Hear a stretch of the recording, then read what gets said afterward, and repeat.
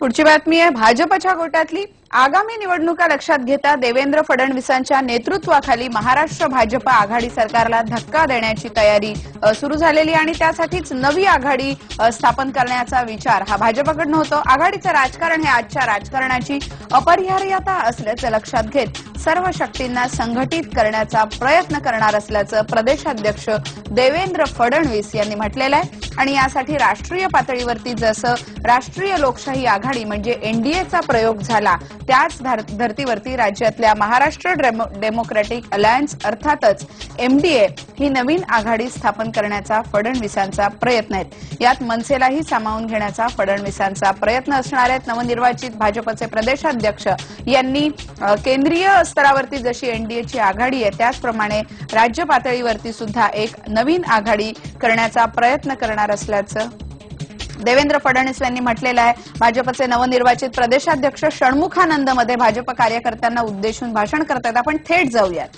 या साधनाचा उपयोग करून आम्हाला सत्ता मिळवायची आहे, पण ती सामाजिक आर्थिक परिवर्तनाकरता मिळवायची आहे अशा प्रकारचा विचार जे लोक प्रतिपादित करतात ते लोक कधी कधी इतक्या छोट्या मनाचे का होतात की आपल्या सहकार्याला देखील जागा देऊ शकत नाही।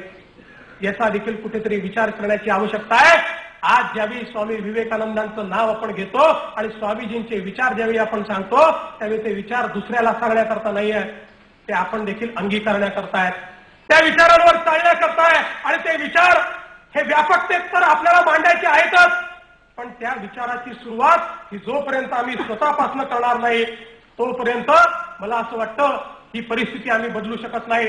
कोणीतरी खूप छान म्हटलंय, दल के नजदीक रहने वाले कार्यकर्ता को बढ़ावा दीजिए, दिल के नजदीक रहने वाले कार्यकर्ता को नहीं।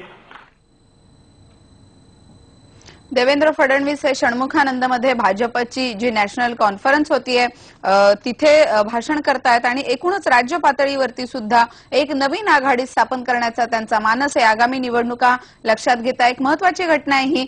याचबद्दल अधिक बोलण्यासाठी आपल्याबरोबर आपला करस्पॉन्डंट उदय जाधव आहे। आपण थेट उदयकडे जाऊयात। उदय, एक नवा प्रयोग देवेंद्र फडणवीस करू पाहतायत, काय असणार आहे हा प्रयोग? त्यांच्या डोक्यात नेमकी काय कल्पना आहे, काय सांगतायत ते कार्यकर्त्यांना? सुवर्ण, देवेंद्र फडणवीस आता यांचं भाषण सुरू आहे षण्मुखानंद हॉलमध्ये। आता त्यांनी थोड्या वेळापूर्वी अधिकृत महाराष्ट्र प्रदेश अध्यक्षपदाची जी सूत्र आहेत ती स्वीकारलेली आहेत आणि या पहिल्याच त्यांनी एक नवीन प्रयोग करण्याचं सुतोवाच केलेलं आहे।